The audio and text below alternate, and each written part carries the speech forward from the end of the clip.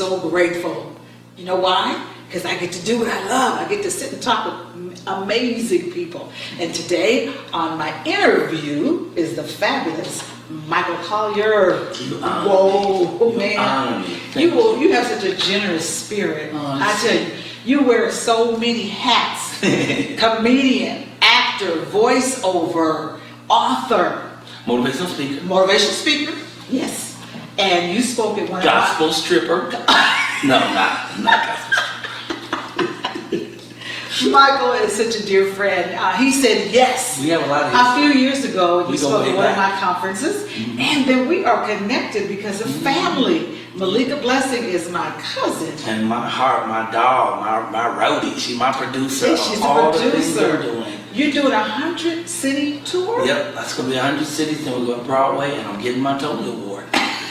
Absolutely. Speak it. Speak it. Speak it life. It's done. I mean, we got a table here of all your goodies. First of all, I love your bling glasses. All I want to fit on this table. I love your bling glasses. I love your chicken. Let me tell you about these glasses. Okay. How much you think these glasses cost me, child?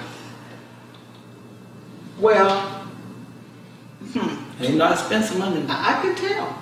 They're blinking it. $10. Okay, I love Got these at the National Black Theater Festival. Retail therapy, I love it. $10, and they are fabulous. Yes, and they feel good on your face and everything. Everything. But you know, I'm sitting here looking at your books over here. Ignore the chicken. Chicken don't have nothing to do with that. He's gonna keep me laughing. I want to stay focused because there's so much I want my audience to know about you, Michael. Take your time. Take your time. Just to sit with you, your energy is so contagious. You have a generous spirit. I appreciate you it. have integrity. I hope that's You have, yes. Yeah. You've got some electricity going through you, brother.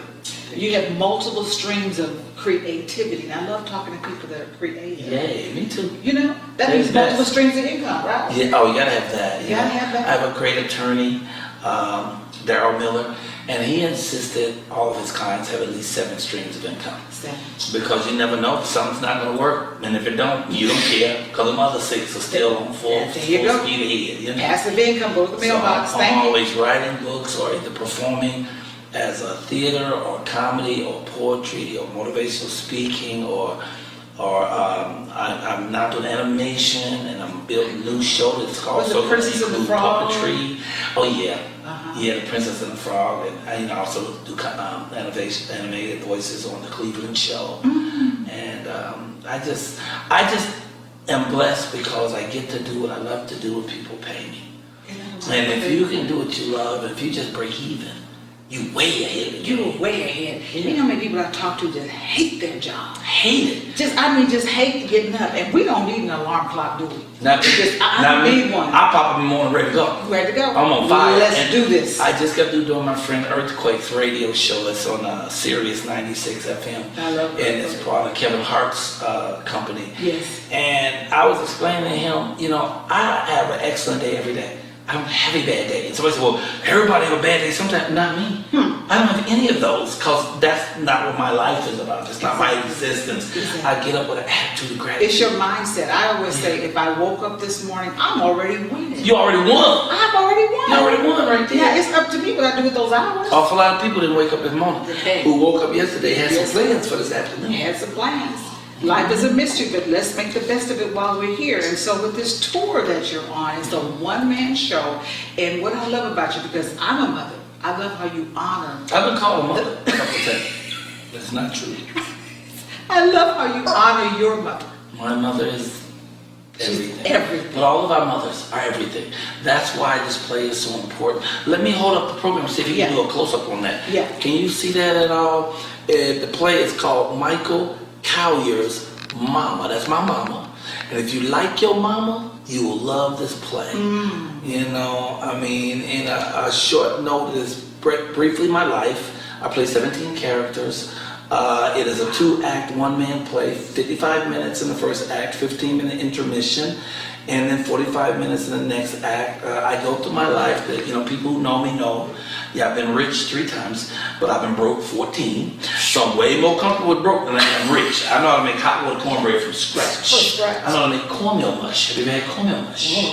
Oh my goodness. I mean, you have to be poured in the cornmeal mush. That's why you can live with gratitude, because when you've been at the bottom, You're not scared of it happening again. And you appreciate every little thing. I know you're a native of Chicago. Yeah. I know that you had a very humble beginning. I know that you had a season in your life I where... had a broke, I don't know how humble it was, but we were broke. But you didn't know you were broke. And, we didn't know we was broke. You didn't know you was broke. When you poor and everybody around you poor, you don't even know you poor. Exactly. You know, as long as you got love. And we had love in my family. You just can't eat that. That's the thing. You just can't eat that. No. How many siblings? I have 4 big brothers. The oldest is transcended over 25 years ago, so I have 3 big brothers who are still surviving. And my mom and dad, you know, they both transcended. But like I said, my mother, I never shed a tear for her. She never left me for a moment. She still getting me paid. I'm gonna make $2 million minimum on this play. I'll be doing it for 2.5 years. My mama is watching me from heaven, and I'm still going to the bank because of things she taught me, and I guess what she made of me. You know, you could look at some people and tell whether they had parents or not. You can look at them, oh, he ain't no parents. You know, because just how they act, how they treat other people, how they treat themselves. I see people sometimes when I look at them and I be like, do you even love you? Why did you put that on? You look like you just crawled out of a junky closet and just started walking down the street. What, did you even think this out? I mean, brother, you were sharp from head to and toe. You you could tell you love yourself. And you ain't gotta be suited to booted. You could wear a nice t-shirt, Yes. a pair of jeans. Yes. And they could have a hole in the knee, but let it be a clean hole. Let it be a clean knee. You know, you ain't gotta be raggedy, but the way you look is like a lot about how you feel. You know, if you feel like you don't care, then you act like you don't care, you know? And if you don't care about the universe ain't gonna spend no time on you. You know, people tell me all the time, they say, well, the universe has cursed me, or the universe has blessed me. The universe doesn't do either. The universe responds to your vibrations. So whatever you're sending into the universe magnifies that. And boomerangs it, brings it right back to why you. not magnify joy? Yeah. You know, abundance. Be a joy bringer, and you bring that on the stage, and you bring laughter. I love the book over here. A funny thing Girl, you gotta happened go back. on the We're way. going too fast. I gotta finish this play. Okay, good. So it follows my, you know, my childhood, me getting through it, you know, going through this poverty, because we lived in the lower ghetto before we moved to the upper ghetto, because, you know, we moved into the projects, and that was a step up for us, you know. And then it covers my addiction, because I'm an addict. So I did crack for 23 years, and as of March 1st, I have 8 years of pure sobriety. This March 1st will be 9 years of pure sobriety. So in this play, I get to act it out. I get to act out me and all my brothers and my mother and my father and the addicts that I got high with. And you see me go through the journey, and then I get the money.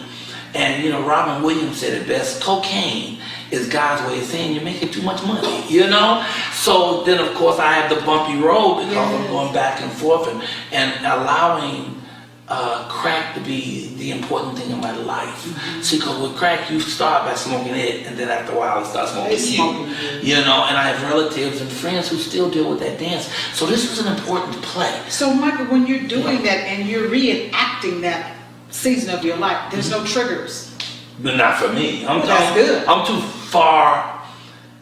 far into my personal joy to ever be pulled into that darkness again. That's good. And although, you know, we all say as addicts, because I'm an addict, so I'll be one the rest of my life, I'm just not an active addict. And we all do understand that anybody can fall off at any moment. You know, there's a woman who I'm working on a project with now, and she's in her 70s, and she was sober for 17 years, and she fell off, you know. So people can fall off, that's what we say, is one day at a time. But my mindset is on something so brilliant, so shiny, so God-filled, that the trigger for that thing don't have a prayer. You know, it can't touch me, because I don't live in that space anymore. I spent years doing that and watching other people pass me. Because when you're getting high, technically you're putting your life on hold. You're technically dead. And the second book that we're going to talk about, which is called Miss Innocent Goes to Cool School, I have a poem called A Piece of Crack on Your Crack Attack. Now, in this book, what it shows is, and I'm going to show the camera in a minute. I'm going to walk over there and show you, don't worry. So, it's a cocaine vial. On the top it says RIP, for rest in peace, because technically you dead. On my shoulder is a crack pipe. That was a weight I carry. And on my leg, it's not a ball and chain, it's a crack rock and a chain. Because that was my weight. Hold on a second, let me just show it to you. Got it? A little lower? That's good? Yep. Give it a couple of seconds. And this is the cover. The book is called Miss Innocent Goes to Cool School and Other Silly Stuff. It's a poetry book for adult children. So my point, my play is important. It's not just entertainment. It is life-changing, because if someone watches me, and people see me now it's smack dab in the middle of my joy, but people see me now, and people think of me as successful, and to a certain extent, I am. If they see me as successful, and they've been getting high for 2 or 3 years and think they can get off, and then they watch my story and see that I got high for 23 years, and now I've turned it around, and they know they can turn it around. So when I went to Chicago, I did it at the DuSable Museum of African American History. The politicians came out, gave me $5,000 to buy tickets for addicts who could not afford the ticket so they could come to the show and be inspired. So I know that it's changing lives as we go. And a lot of people show up and they're thrown by it because they come and they're thinking they're going to see a long comedy show. It's Michael Collier. They think they know my history, so they go, oh, he's a comedian, it's going to be awkward. But it's not all comedy, it's comedy and it's drama. And it moves you, and it uplifts you, and it enlightens you, because it's not just about my journey and about recovery, addiction recovery. It's also about the importance of our mothers. It's also about the importance of God, because everything's about family and God. Once you get family and God down, you can do anything. You had a praying mom. Anything. You had a praying Oh, mom. my mom was praying for. She's still praying for me, and not just my mom. There's so many people who pray for me, who keep me lifted in their prayers, and people understand prayer works. I don't care what people think. Forget what they told you. That. Prayer works. There's never been any situation in my life, any trouble in my life, that if I stopped and prayed, it didn't change immediately. No matter what it was, from physical things to intellectual things to mental things to emotional things. If I stopped and settled and prayed, the universe went right away and took care of that, changed it, made it not just bearable, but livable and sometimes even rejoiceable. So prayer works. And so the show is so good because mothers come to me and grandmothers at the end of the show. We did it in an 800-seat church in Memphis, Tennessee 3 months ago. So I had to take all the cussing out. There's plenty of cussing in it. We took all the cussing out. Okay. One mother came to church 100 years old and jumped and shouted, and it's funny because the addicts come, and I talk about how when I first became sober, I missed crack after the first 6-7 months. And so I asked the audience, anybody ever miss crack? In every show, someone raises their hands and say yes. And I said, and that's real. It's real. I said, you smoke a little, you smoke a lot. They said, I smoke all I get my hands on. When I went to that church, one lady said she raised her hand and she said that she did crack for 35 years. She's on her 10th year of sobriety. So it's possible. Oh yeah, and in DuSable, the people came, entire sobriety homes would come, and then they would take me back to the sobriety house and show me their meditation rooms and show me the process they went through to keep their sobriety up. So it's a healing thing. Do you think the key is you have to have a why? You have to have something that is pulling you, that is going to bring you joy, to replace that false high with a spiritual, creative high. Yeah, and I think that the why has to be God.